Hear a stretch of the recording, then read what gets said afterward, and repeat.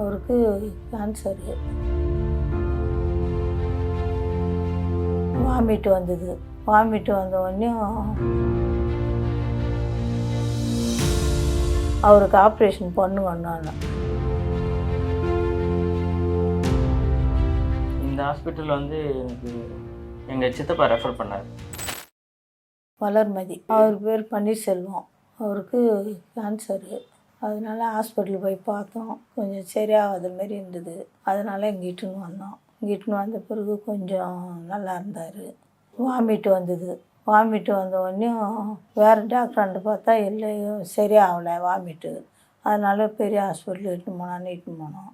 அங்கே போன பிறகு இது போல் இருக்குது, அட்மிட் பண்ணுங்கன்னாங்க. சரி, நான் அட்மிட் பண்ணிட்டு 3 மாதம் வச்சுருந்தோம். 21 கரண்ட் வச்சாங்க.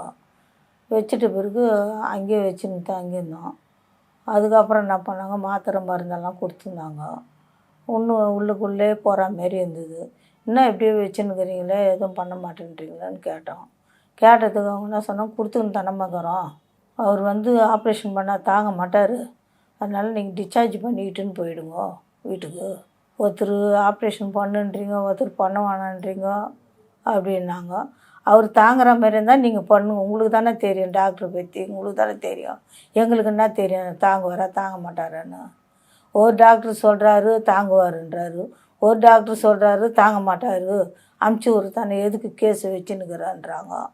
இப்படியே சொல்லிக்கின்னு இருந்தால் எப்படி வச்சுன்னு எடுக்கிறீங்களே, மாத்திரை மருந்து கூட தர மாட்டேன்றீங்களே அப்படின்னு நாங்கள் கேட்டோம். கேட்டதுக்கு பெரிய இவர் சீஃப் டாக்டர் ஒருத்தன் பார்க்கலாம். நாங்கள் சீஃப் டாக்டரை பேசினீங்க.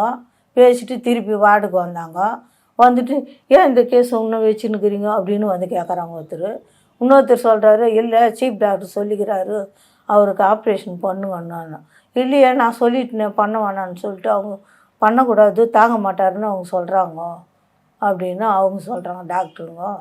இப்படியே மாற்றி மாற்றி பேசிங்க எடுக்கிறீங்கன்னு நாங்கள் கேட்டோம். நீங்கள் டிஸ்சார்ஜ் பண்ணிட்டுங்க, நாங்கள் வேறு எங்கேயாவது பார்த்துக்குறோம், இப்படியே சொல்லிங்கன்னு இருந்தால் எப்படி அப்படின்னு சொல்லிட்டு நாங்கள் இட்டுன்னு வந்துட்டோம் வீட்டுக்கு. இட்டுன்னு வந்துட்டு தான் நாங்கள் இங்கே இட்டாந்தோம்.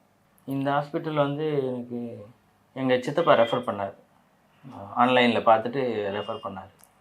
அப்புறம் போய் வந்து பார்க்கலாம் அப்படின்னு சொல்லிட்டு. அதில் கொஞ்சம் ஓரளவுக்கு பரவாயில்ல, நல்லா இருந்தது. இங்கே பார்த்ததுனால தான் இவ்வளோ நாள் ட்ராவல் பண்ண முடிஞ்சது. இருக்கிறாரு, நல்லா இருந்தார். நல்லா தான் இருந்தார், எந்த ப்ராப்ளமும் இல்லை, மெடிசன்லாம் கரெக்டாக எடுத்துன்னு இருந்தார். இப்போ பரவாயில்ல.